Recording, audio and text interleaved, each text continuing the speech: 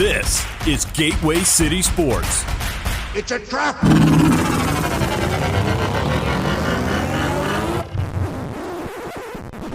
Oh, I'm sorry. Did I break your concentration?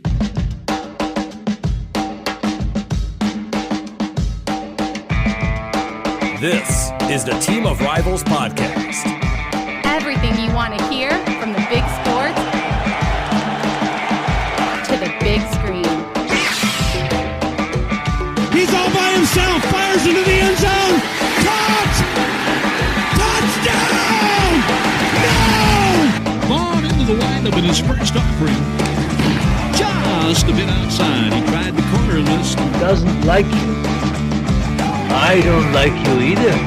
Time winding down. Michael for three. Yes! She is gone! I can't believe what I just saw! Go crazy, folks! Go crazy! You believe in miracles? Yes!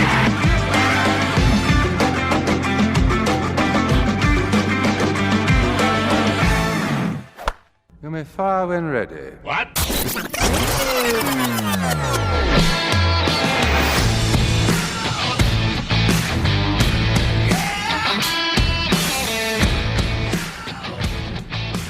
Welcome, Cubs and Cardinals fans, to the Team of Rivals podcast. Proud members of the Gateway City Sports Network, where you can find great podcast and blog content. This is the week of the Field of Dreams game, but more importantly, it's the end of an era. Follow us on social media at Team of Rivals Pod, or find us online at teamofrivalspodcast.com.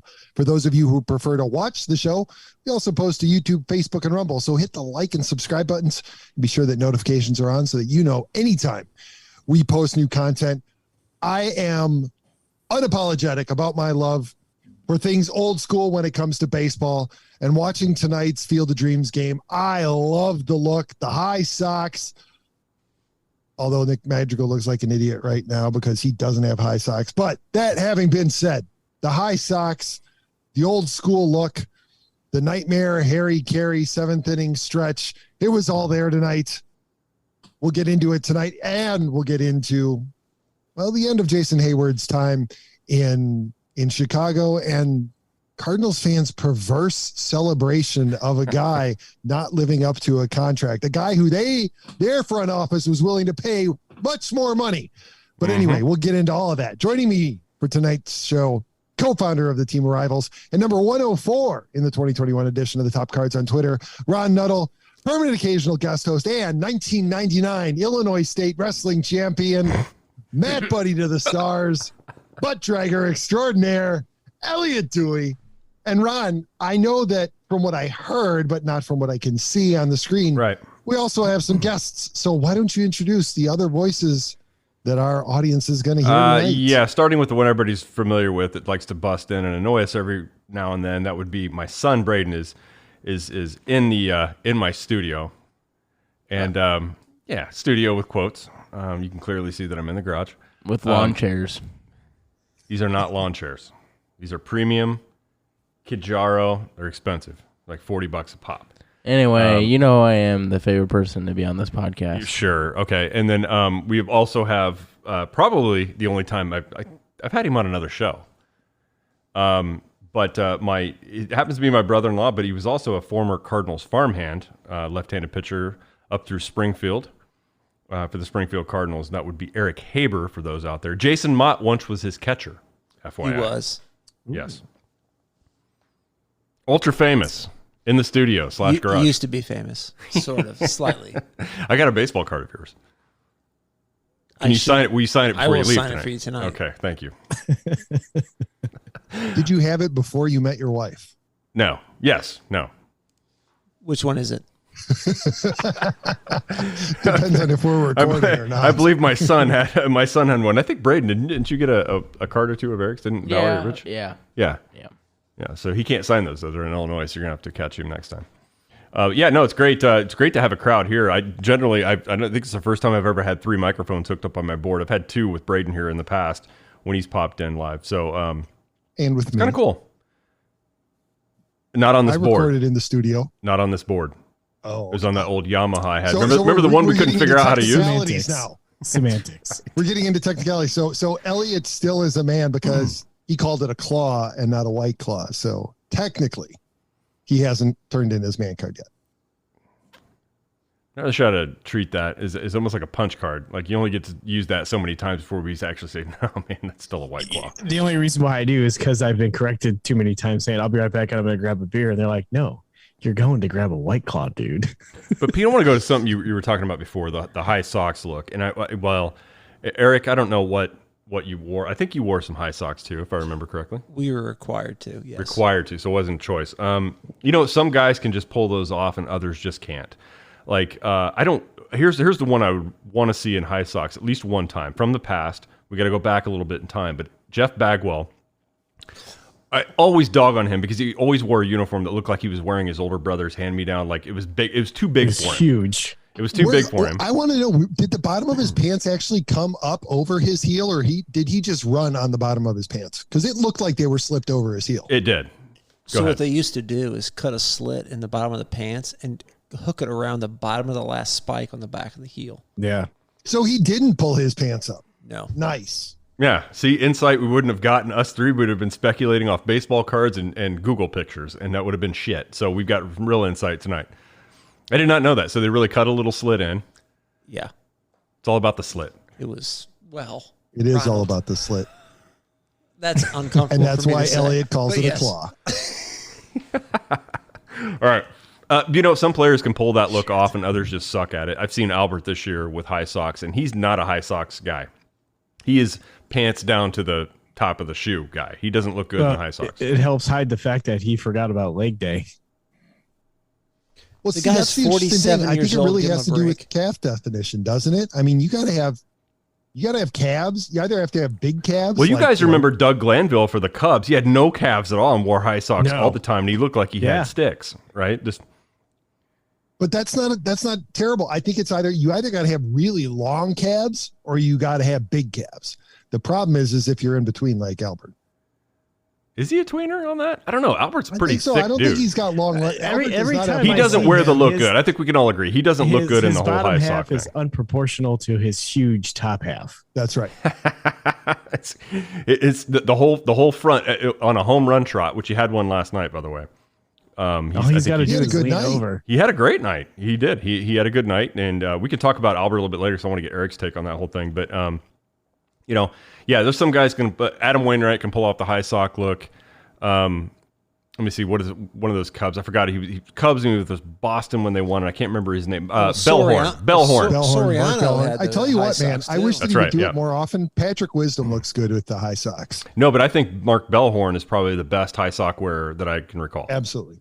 He just had the body for high socks, right and proportions. some guys just don't. Yep. So I think guys need to take inventory. They need to go, and a lot of guys, but they watch film of themselves batting. They need to really take inventory of what they look like on camera and what they look like to the rest of the world. They need to go with that. Now Eric didn't have a choice. I think every pitcher should definitely go high socks. Greg Maddux had something to say about that. He wore the fake stitched stirrups. Yep. Yes, we covered that a couple weeks ago. Did you have those, Eric? And we did. All the socks we wore provided by the Cardinals were fake stirrup socks. Now, did they go all the way to the bottom, or did they just end at the shoe top? Just the shoe top. Yeah, nice. We couldn't afford to go all the way down. Was it a full blown like fake stirrup thing? Because with Maddux, it was just two lines. Well, they were the Ankiel ones with the stripes, but yeah, they were fake. It was all one sock. It was one sock. Holy shit! I did not know that because I had the only look I wore of that were actual stirrups. No, they were atrocious. Did you ever actually wear real stirrups in Little League or anything? You can only get them if you're on the 40-man. Oh, okay. You only get authentic stirrups if you're on the 40-man. Correct. You got the fake ones if you weren't. It was pretty bad. They treat minor leaguers like shit, and I draw the line right there. Though. Yeah. They treat them a lot No, I better draw the line at the socks, man. That's bogus shit. This is where you get the quality content on the Team of Rivals podcast. Any podcast can talk to a minor leaguer and have them slag on teams for the poor living conditions, the lack of adequate feeding, the sub minimum wage paid. But only here do you find out that the only way that you get decent looking socks is by making it to the 40 man. That ultimately is the goal in getting promoted, is to have good leg wear. Yeah, all you got to do, if you're wondering whether you're going to make it or not by your third year, you look at your socks, you're like, fuck. That's right. He's not wrong. That's true. This may be our best show yet, and we're only it's still trailing a little bit around Mark Littell calling in that one night. That's a hard one to beat right there, because we heard some shit I didn't think we would hear that night. What did he say? Piazza was as cold as a witch, out cold at the plate. Yeah, that was the best line I've ever heard. Anyway, let's. So Pete, I know you want to run through some controversy, or do we want to go feel good? I don't want to go feel good yet. I don't like starting off that way. I never do. Well, then let's talk. Okay. Jed Hoyer went total savage the other day and basically laid it out. And look, I don't think anybody was expecting this, and the timing on this is surprising. It was not necessary, but I texted you guys. I think this was Jed Hoyer firing his first shot across David Ross's bow and saying, "I'm in charge of this team. You play the players that I tell you to play," because David Ross was asked a couple days before, "Hey, what's the deal with Jason Heyward when he gets back?" And he said, "Well, let's see if he's healthy." A couple days later, Jed Hoyer comes out and says, "Jason Heyward will not be playing for the Chicago Cubs ever again. He's not going to come back this year, and we're releasing him in the offseason." Well, right. You know, I think that guy's going to be pretty comfortable regardless. I don't know what his last year would have paid him, but I'm sure it's near 21 million. 24. Yes. 24. All right. Braden says that's what I heard. Okay. Anyway. He's got 24 left. He's got $3 million left this year, and then I think it's 21 million next year. Okay. The difference between 21 and 24 million. I know mathematically there's a huge difference, but I think as you're living your life, I'm not really sure there's much of a difference there. He's okay. So if I'm that dude, I've tinkered with my swing now. I've made 27,000 swing adjustments in my career, and I'm probably done at this point. I'm just going to watch baseball or enjoy life from the couch next year and just take the check. I mean, well, that's not what he says. He says he wants to try to sign on with another team. Well, and I'm sure with his shit, I don't know. I'm sure somebody will give him a shot. He'd be fine for a platoon guy as long as that's made known that, hey, you're going to be a defensive replacement for the season. Is going to be able to swallow that, right? I mean, that's the whole thing. Can he swallow that kind of reality? And some guys can, some guys. He seems like generally a humble guy, but I don't know him personally. Yeah. But I don't know. What do you guys think? I just like to remind everyone that he said that he didn't sign with the Cardinals because of the aging core, Yadier Molina and Adam Wainwright. Well, he didn't call him out by name, though, but he said aging core, but that's who he implied, yes. Yeah, Braden, I just like to remind you that your team wanted to sign him for more than $200 million. And Pete, I'll just say this. Sometimes it's better to be lucky than good. That's right. Which actually kind of brings me back around to all the angst from Cubs fans in particular about the Cubs not spending money on free agents, right? Cubs fans seem to forget that, yes, we're a big market team, but there are three parties to every free agent. There's the Cubs, there's the free agent, and there are all the other teams in the league. And the free agent has to want to go to Chicago. Yeah. In order to sign with the Cubs.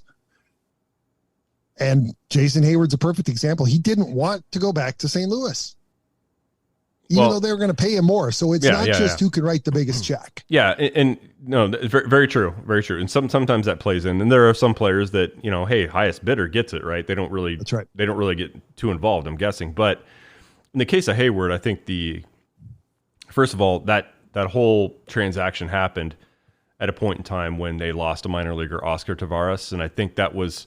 I'm not saying it was a knee-jerk reaction, but there was a sense that it was a kind of hey, look, we had what we thought was a core player post Albert Pujols era. We thought we had this next guy here that was going to be a centerpiece of a lineup, and you lose him, and it was a quick reaction. I'm not saying they lost that trade at all.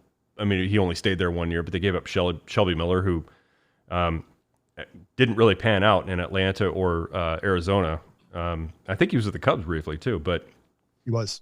He didn't make it back up. So I don't know who.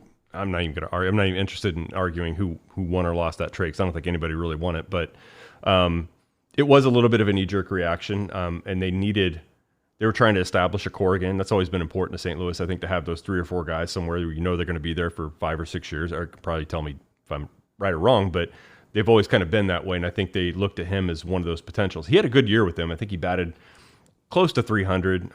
He's never had a ton of power. He's had potential to have power, but he's never had a ton.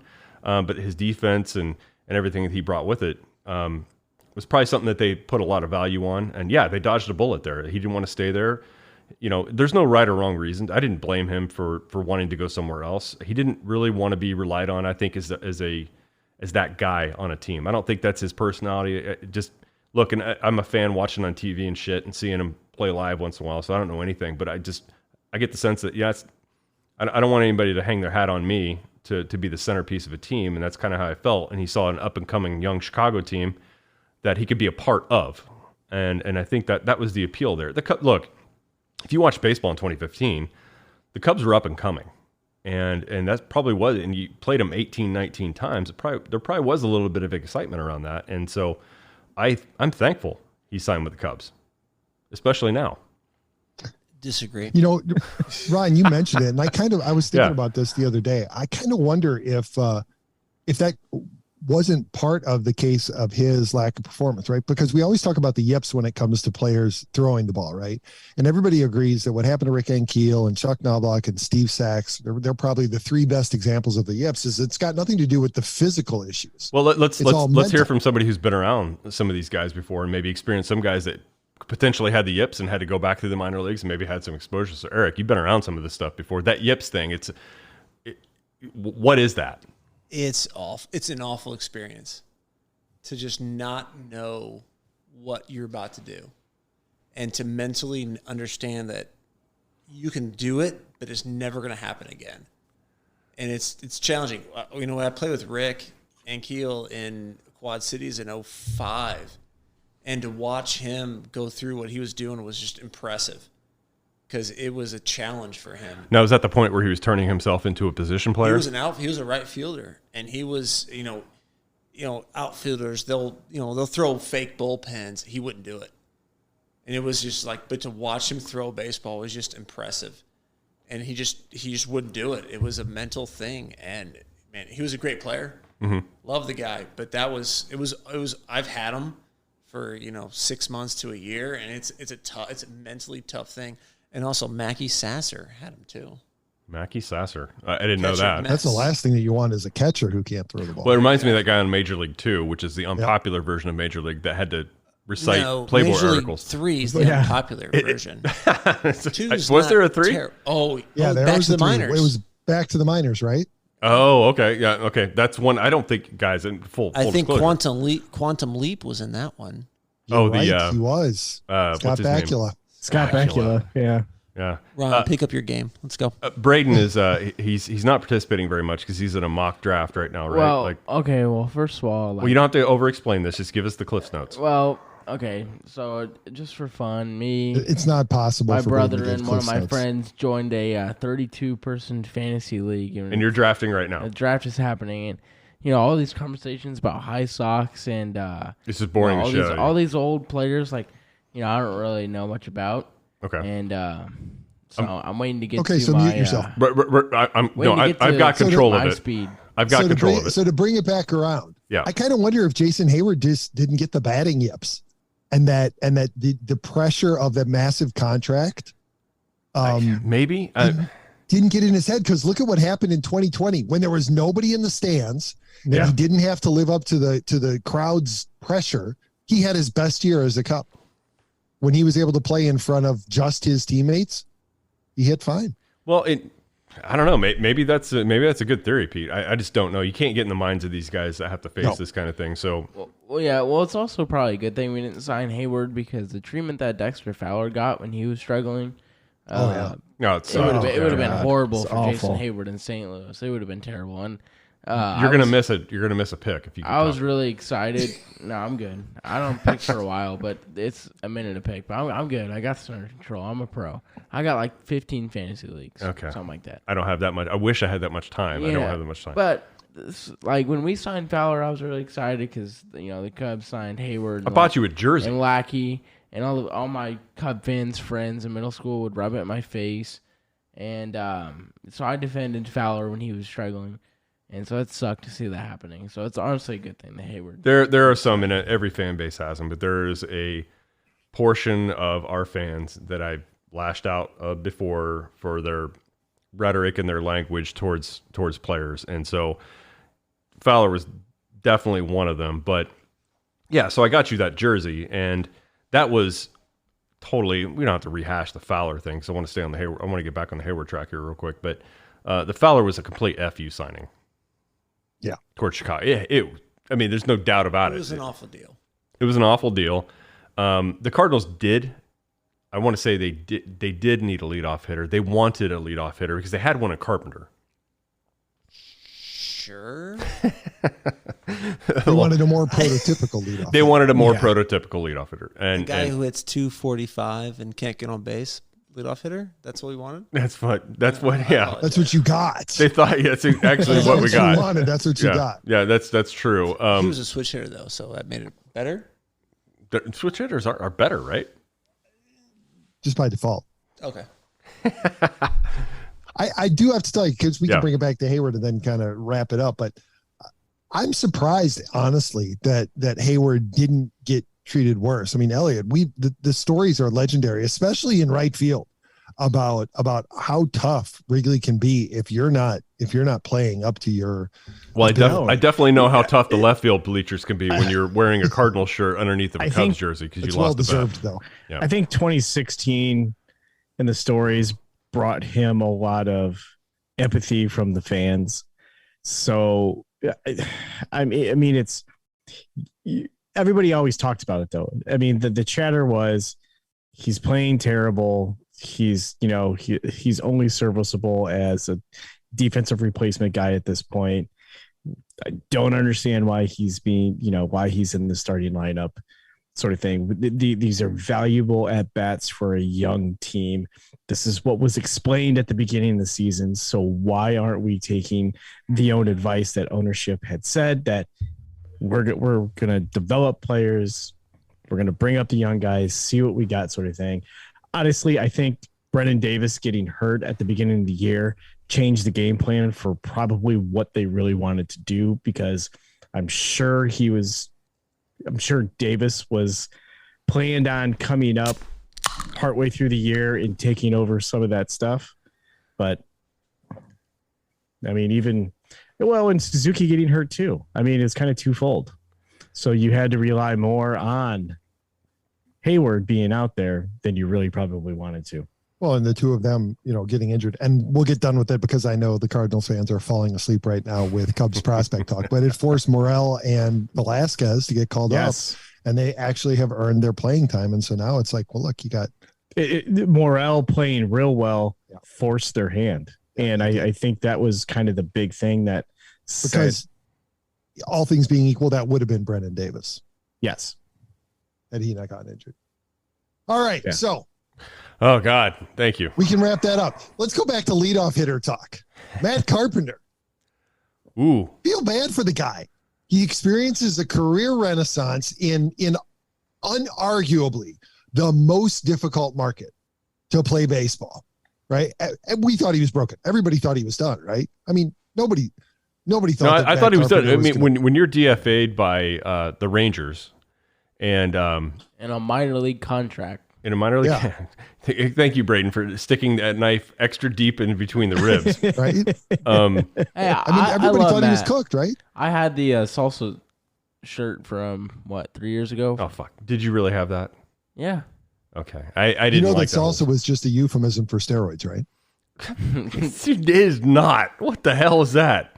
Yeah, Pete, I really did think that this year, he signed the minor league deal. His last 2.5 years or whatever in St. Louis was pretty brutal to watch. I still go back to my theory. I'm interested to hear what you have to say about this watching it, but Matt Carpenter was always a great, I thought, role player. Like, we needed you at leadoff, we needed you to do these certain things, and he excelled at that. The minute they tried to make him a centerpiece or a 3-4 hitter, it's just no coincidence in my mind, except that freak stretch he had in 2018. We went to a game, we saw it, right? That doubleheader, he hit a couple knocks that day, but when they tried to make him that, like, just I felt it just kind of went downhill from there. Like he was good in the role that they had him for, and when they tried to make him something else, it just didn't work out. And it coincided. Imagine if the Cubs had taken the same approach with Jason Heyward. Yeah, no shit. When he was just a role player and he was batting seventh, he was fine. Yeah, right. Yeah. Well, and pressure off of him. That's what he didn't want, right? Just let him roll. I don't care if he's hot. Don't move him up in the lineup. Leave him where he is. Yeah. I don't know, Eric. What do you think? You've seen a lot of Carpenter, so what's your take on this one? So you got to remember, Carpenter wasn't drafted that high. He didn't have a ton of talent. He just overcame some of his deficiencies. As he aged, it was going to age poorly. Everyone should have seen this coming. I mean, that's kind of what I look at Carpenter. And now all of a sudden he gets hot for a couple weeks. It was nothing. Broken foot or not, it wouldn't have ended it well for him in New York. I've never been a huge Carpenter fan. He was never overly talented. Like he was just a good player. Yeah. And it's not a bad thing, but it's not a centerpiece. It's just an ancillary piece to a good team. Well, and that's how I think of Tommy Edman, right? With them now, I think it's kind of I always look at players, and one of the things I think in whatever sport you're talking about, are they a fast twitch player? Do they move fast? Are they very athletic? And Carpenter never was. DeYoung never was.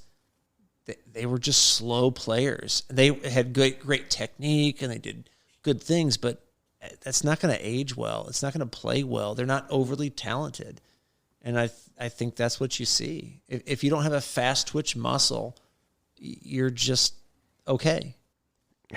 I have a fast twitch muscle, but I don't think it's the baseball version. That's what my sister said. Hey. No, we can't do that.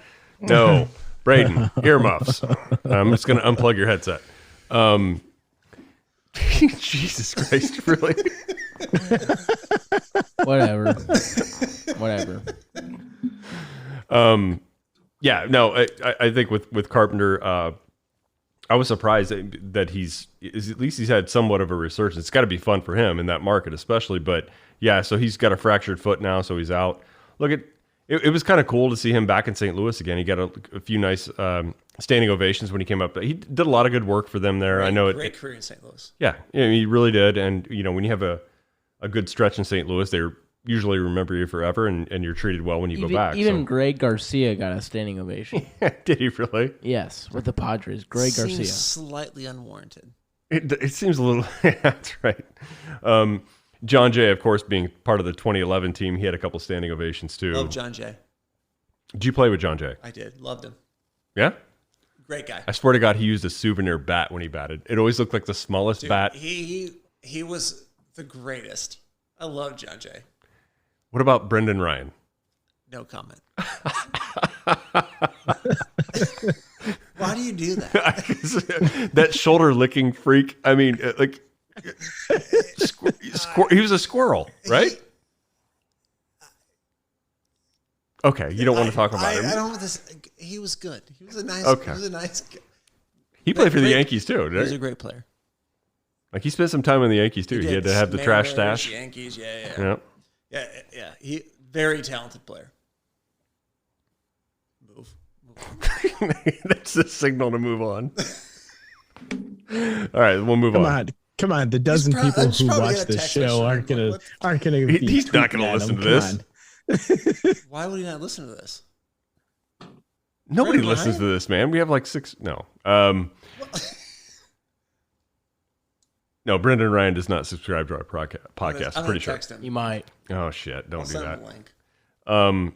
Anyway, why did he lick his shoulder? Did he do that in the minor leagues before he was batting? So he did a little bit. He's a very fidgety player. He was extremely fidgety, high motor.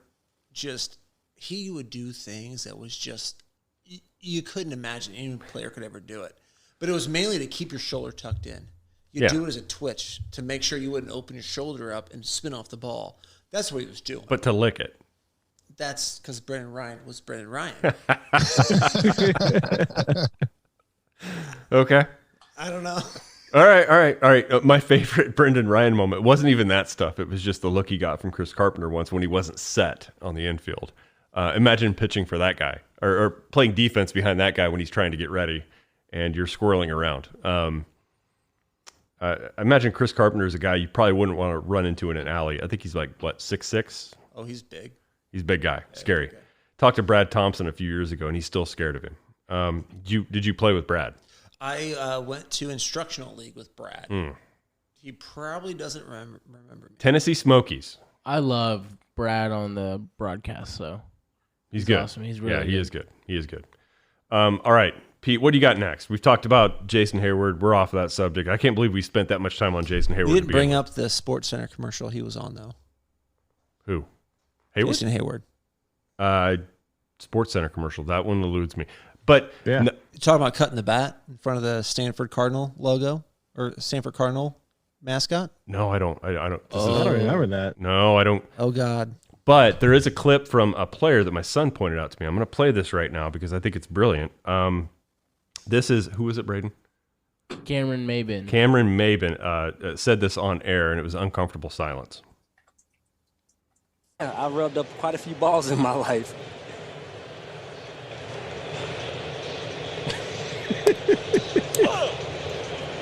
Well, Elliott, you and Cam Maybin have that in common. It's true. 1999 state wrestling champion. More butt drags than ball runs, but Sure was a good learning experience. Yeah, I've rubbed up quite a few balls. So there was like 15 seconds of silence after that, a couple pitches, and the first response is, I'm sure that was a great experience. You guys didn't hear that? Jeez. No, I did not hear that. I'm completely at a loss for words. Eric, how many balls have you rubbed up in your life? 2.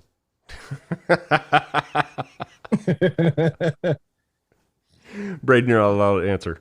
All right. 0. He's rubbing him up right now. No, he's not. He's drafting. My pick is up right now. I think I'm taking J.K. Dobbins. I don't know who that is. Running back. Baltimore Ravens. Off an ACL. Okay. Low pick? Yeah, the dude took the guy I wanted one pick before me. God damn it. Watch your mouth, son. It's gosh. There's a guy named it's God gosh damn darn it, I think. That's right. Hey, let's talk a little bit about... Okay, so the Cardinals had won 6 in a row. They swept the Cubs, swept the Yankees, and then, of course, the most Cardinal thing to do post-2015 is to drop a series against the Rockies after winning 6 in a row. Look, it's not unheard of, not uncommon. It happens all the time. Like, winning teams drop a series to a losing team, but this one, like, just was irritating. It really was. Like, there's no point. I get how it happens. Braden and I watch the games, but it's just, like, so almost predictable. Like, they just rattled off a bunch of wins and drop a series in Colorado.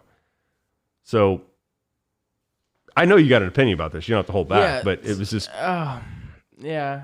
Genesis Cabrera, when he doesn't have it, he doesn't have it.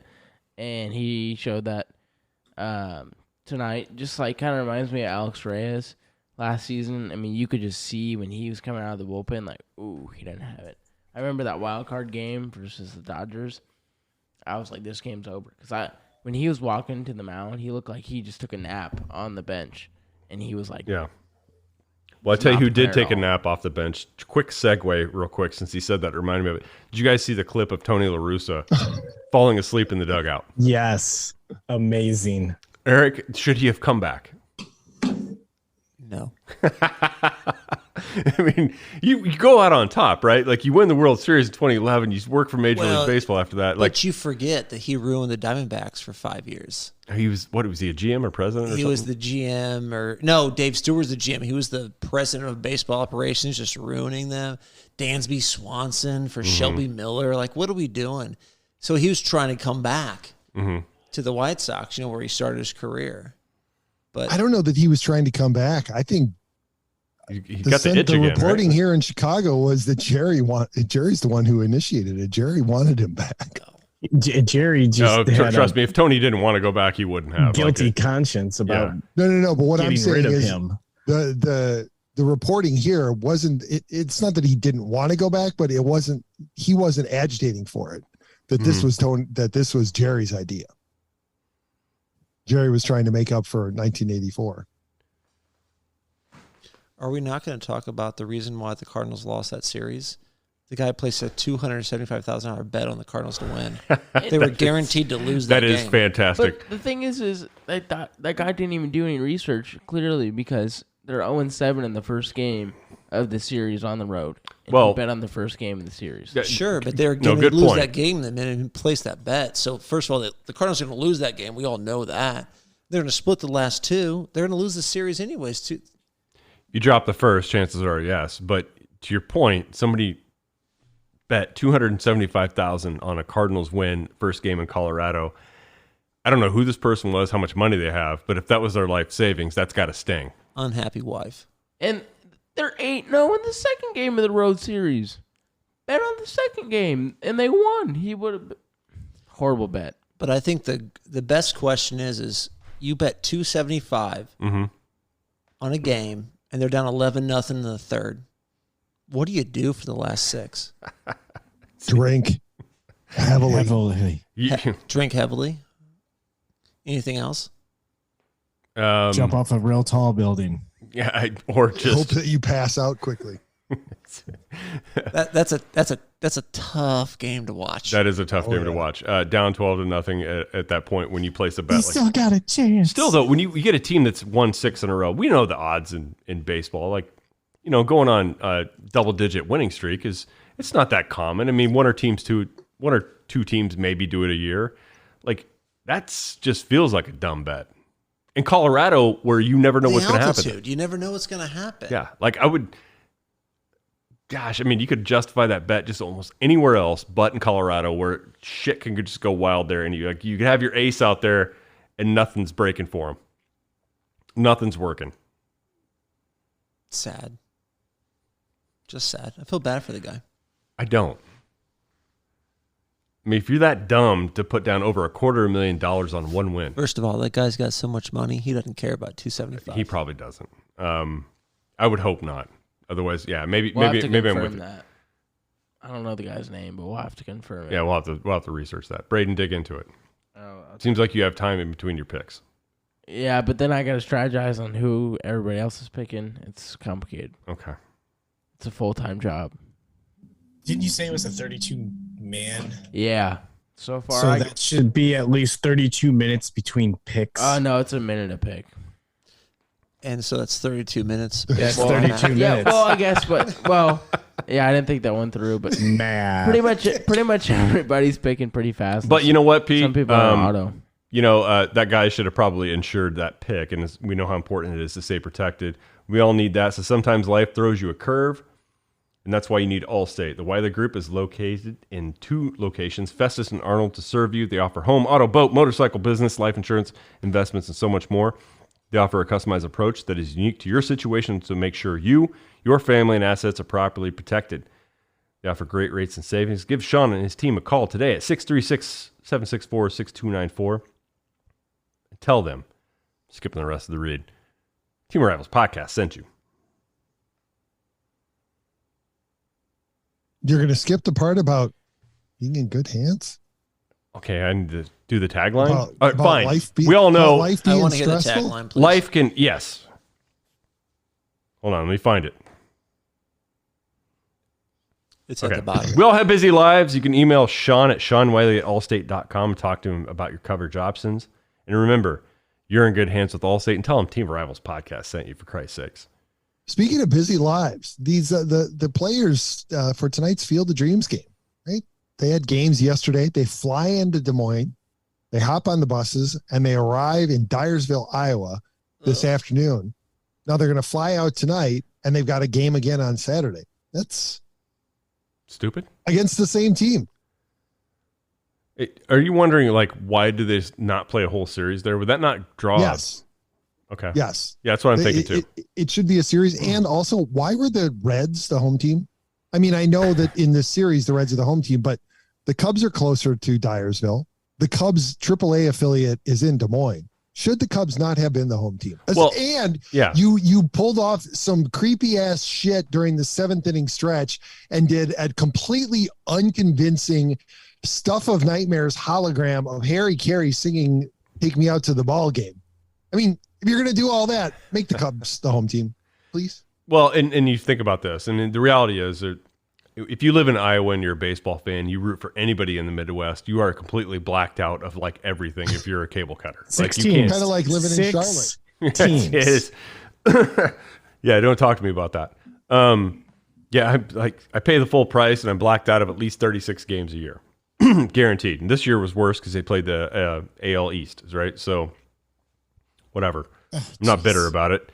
But yeah, I mean, Iowa's chock full of Cub fans. I agree, Pete. If they would have made the Cubs the home team, that would have been smarter.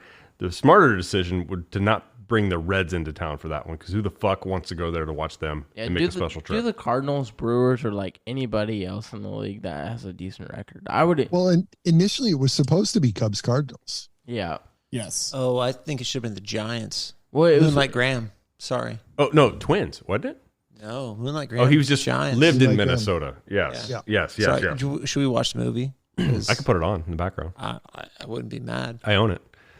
Well, it was supposed to be the White Sox and Cardinals at the beginning, like the very first. Last year was the White Sox Yankees, right? It was supposed to be the Cardinals, but then I enjoyed the game last year. They had the COVID outbreak. It really should be though. I mean, if you're going to keep it based around the movie, the White Sox should be involved every year. Oh, because of Shoeless Joe. Tim Anderson hit that well, walk-off. not just Shoeless Joe, but the 8 original guys. Yeah, I know, but the problem is, Pete, with that, nobody gives a shit about the White Sox. No, you're right, and that is the problem. Well, Tim Anderson hit that walk-off last year, that Field Dreams game. While but I wouldn't have remembered that until you just told me. Live, I was here, and we were recording when he hit that. I remember. See, I don't even remember that. I should remember every tender moment with you, and I don't. You have a lot of gray hair. Fuck. You do. I can see it. Thank you. This is brutal tonight. You know what else is double brutal? Whammy. You know what else is brutal? Buying a car. Buying a new car? But it doesn't have to be. Fifth Street Motors, located in Pacific, Missouri, will help you find the vehicle you need no matter what brand. Fifth Street Motors believes in giving you the best price on a pre-owned vehicle that will fit your budget. Give Brandon or Don a call today at 573-259-1306 and tell them Gateway City Now Team of Rivals podcast sent you. You know, you just YouTube the shit out of everybody listening to this by doing a commercial, doing 1 minute, and then playing another fucking commercial. That was the end of it. That was the end of the ad reads. I don't have to do anymore. If we ever get enough viewers, then they'll monetize it, and then in about 30 seconds you'll get another commercial. I know. So, I don't. Right. I'm not a fan of that shit. I like to watch that YouTube. It's funny too when you have the kids that grab your phone to watch whatever and is interrupted with ads. They could just get irate. That's metal in your lungs. They've got to get used to it. That's how the world works, boys. Don't look at me. I tell you, you know what I would like to see? I was thinking about this today. What I would like to see is the next evolution, because apparently they're not going to do a Field of Dreams game next year. I guess they're expanding the complex. I heard that as well. Yeah, they're going to expand the complex. They're going to add more fields. The company that owns the field is going to take it down, and then they're going to add more fields on. It has nothing to do with what are they going to do with it? I blame the Reds. They're going to be more fields so that they can play more levels. They can play Little League. They can play Major League. So that they can have 3 or 4 games going on at a time, because apparently they're making money. Okay. But I was thinking about it, and you know what I would love to see? How about you have Little League weekend, and you have 15 games that play in Little League baseball stadiums in your hometowns? You move the fences back, you do whatever you have to do, but would that not be cool if all of a sudden Ron, you could actually see a baseball game like the Braves or the Reds or the Nationals or the Orioles or who else are you in their market? Suddenly they show up in Charlotte and they're playing on your boys' baseball diamond, like real Major League Baseball players. That'd be amazing. No, I want to go to those venues. That's what those are designed for. I mean, look, the Field of Dreams thing.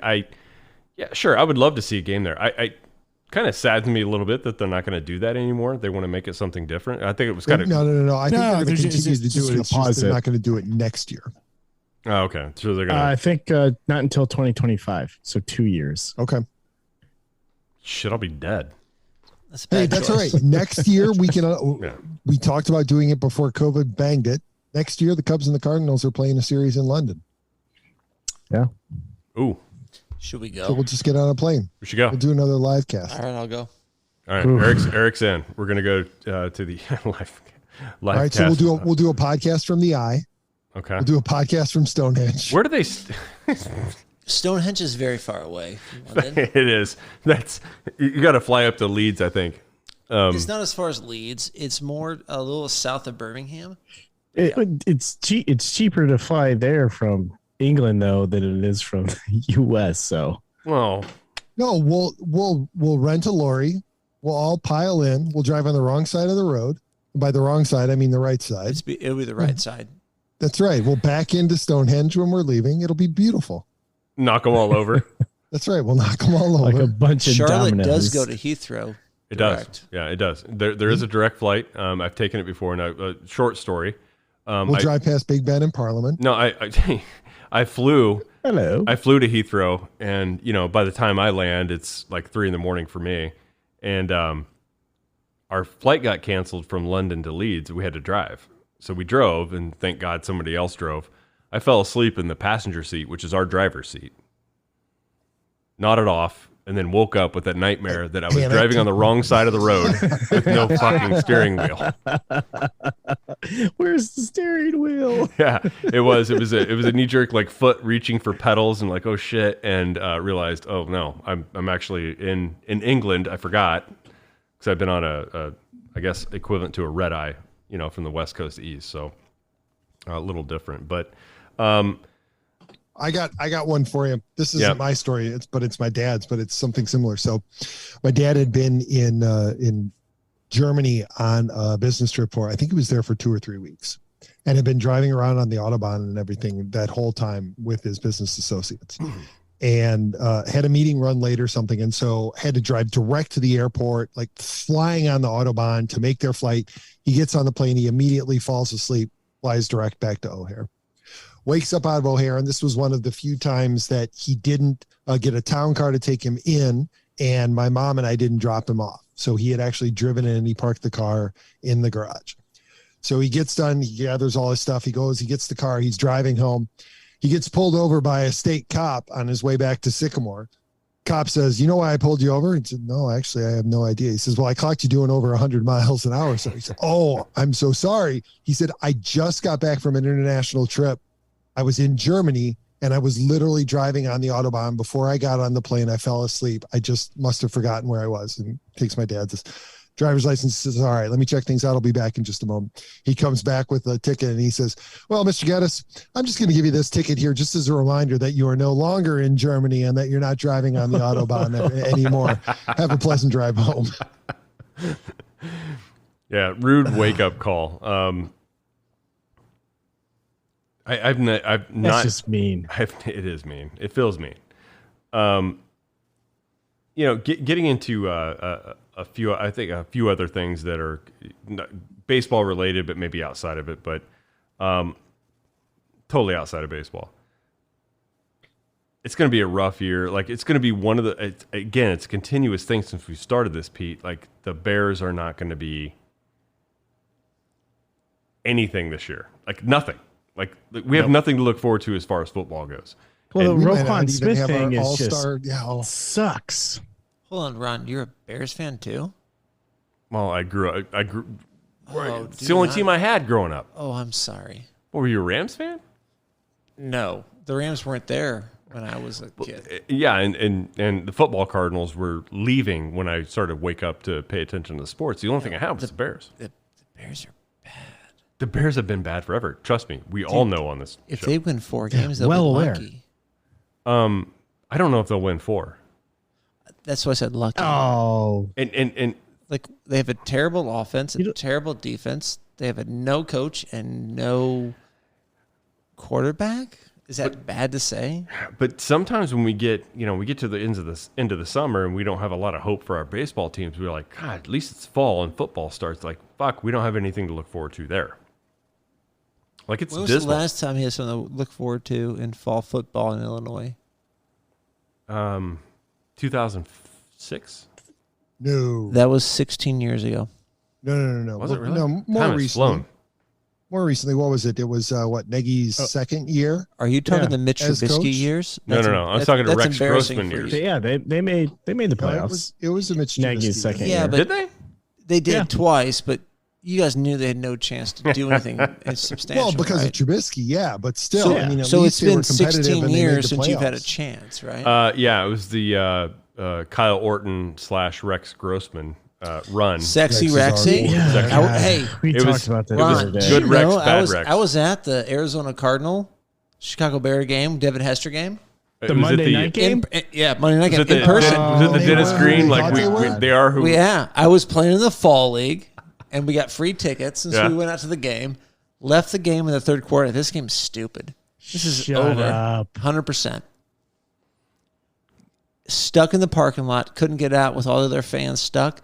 Listen on the radio as the freaking Bears came back. Most amazing game of all time. Went to it in the parking lot. I felt like the Dodger fans in '88 with the parking lot, with the brake lights. Oh, crap. Yeah, exactly. Well, and the Dodger fans were known for leaving early, and they shouldn't have. But yeah, the Dennis Green game. I didn't know you were at that. That was Yeah. They are who we thought they were. On a pedestal. Rest his soul. Oh, that's right. He's gone. R.I.P. We didn't kill him, did we? He is dead, isn't he? No, I think you're right. Okay. Braden, look that up. Look it up. Stop Is drafting. Dennis Green dead? My pick's almost coming up. Who's Too it? late. What's his name? Don't draft Randy Moss. I don't Find like out killing about people on the show if they're not dead. Dennis Green is dead, right? Dennis Green. Hold on. Pete will Google this shit faster than you. He does this every show. Died July 21st, 2016. Okay. Wow. Wow, it's been that long? 2016? He's been dead that long? 6 Yeah. years. That can't be right. That was back when Ron was younger. Yeah. He really wasn't that old. 49 to 2016. 1949? Yeah. Yeah. He's old. That's old. Yeah. Your dad's going to be... Don't say that. I know. I mean, he my hated that dad's tonight. older than what he is now. Well, He still fucking works. some guys can't let it go. Look at Tony La Russa. Yeah, my dad doesn't fall asleep at work. That you know of. That you know, that's right. That you know of.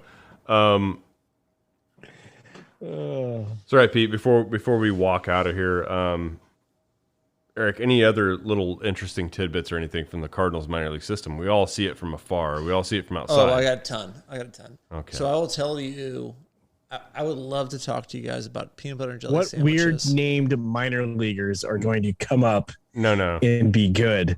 He doesn't know about shit now. No. What compensatory pick players that the Cardinals have, all 100 of them, are going to come up. He was there. He was there under the Walt Jocketty era, where it was a yeah. craps table. Like, let's fucking roll it. Let's just figure out how we can get Mike Maroth in the building. That's what I was there for that. Larry Bigby.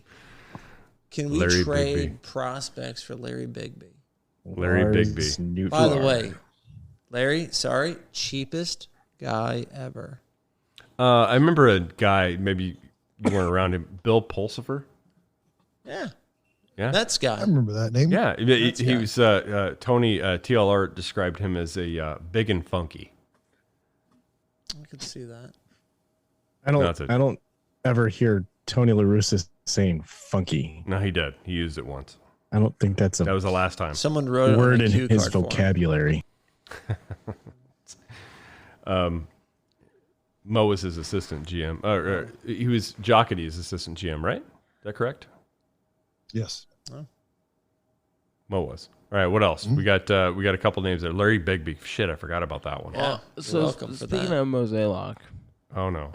Here we go. Eric, I gotta ask you. Sure. You said that you met with Mosaic. I did. How was he? You know, how was that conversation? He gave me a few dollars to play for the Cardinals, so love the guy. Won't say anything bad about the man. Like, what was Was he wearing a what bow was his tie? tone? Yeah, At I that asked him time, that. at that time, he was not wearing a bow tie. I asked him that earlier. Greatest guy ever. I love how everybody thinks that every second of his life, he had a bow tie on for every critical decision. Every minor leaguer he ever signed, he had that bow tie on. He overpaid me. Thank you, John.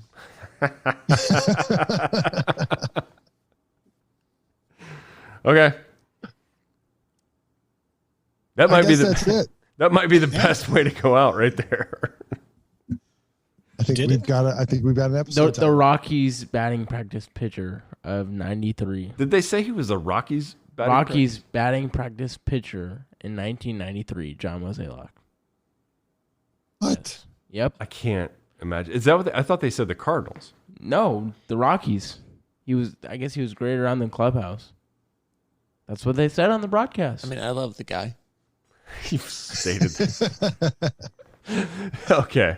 So John Mozeliak broke into MLB as a batting practice pitcher for the Rockies. Yeah, I'm sure he washed. 93 was their first year. Their dirty laundry and whatever. Oh, yep. Here it is. It's right in his Wikipedia. In 1993, Jay Darnell, the Colorado Rockies video coordinator, introduced Mozeliak to Bryn Smith. Smith was looking for a location to go fly fishing. A few days after Mozeliak took Smith fly fishing, the Rockies invited Mozeliak to serve as a batting practice pitcher since they needed someone who could throw left-handed.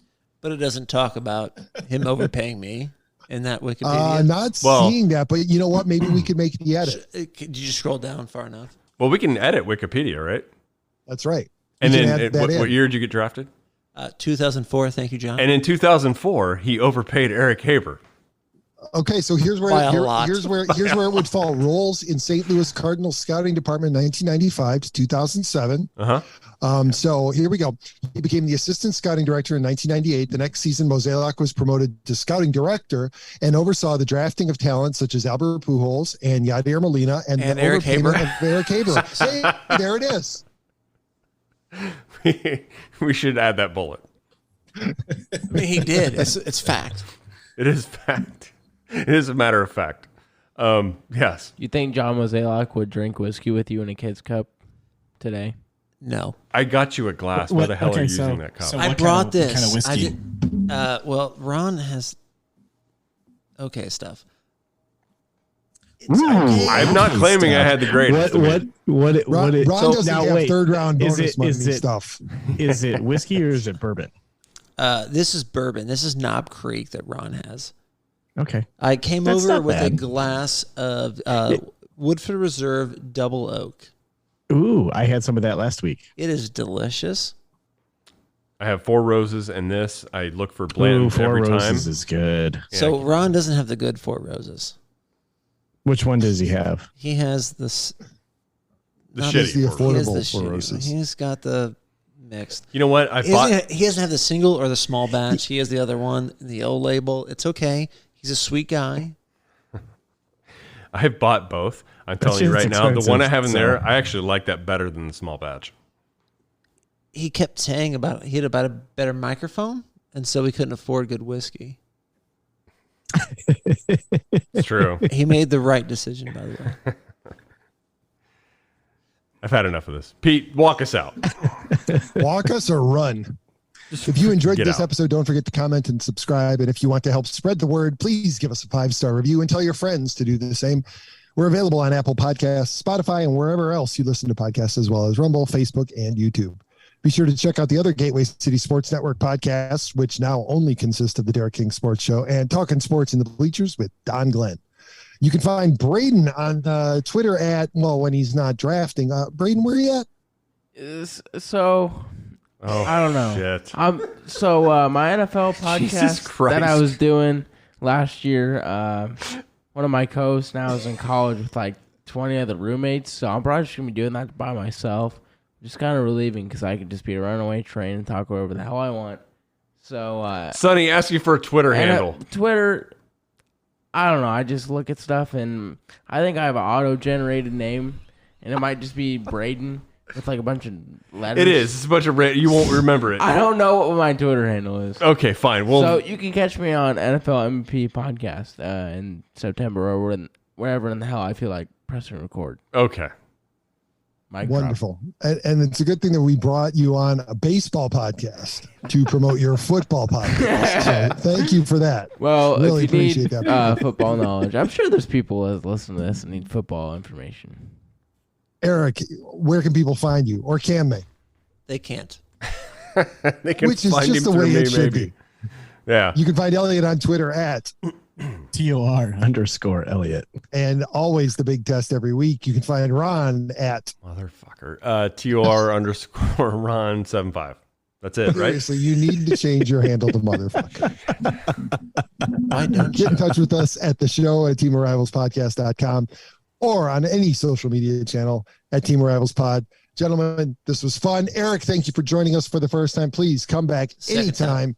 Braden, good luck with the rest of your draft picks. I hope that you get goddammit son. Gosh darn it. Thank you. Not sure he knew what that meant. That's fine. I don't know, but I just heard "goddamn son" when I was with the whole Soto situation. I got my hopes up. Oh yeah, we didn't cover. We covered that last week, but not with you. And I tell you, boy, this is what's a lesson I've learned a long time ago. You don't get your hopes up about these big ticket items, man. You just don't do it. Not in season. Nope. Never. All right. Thanks, Pete, for walking us out. And thanks to the guys for joining me tonight. And we'll see you at the same time, same place next week. Love you all so much. Bye-bye, everyone.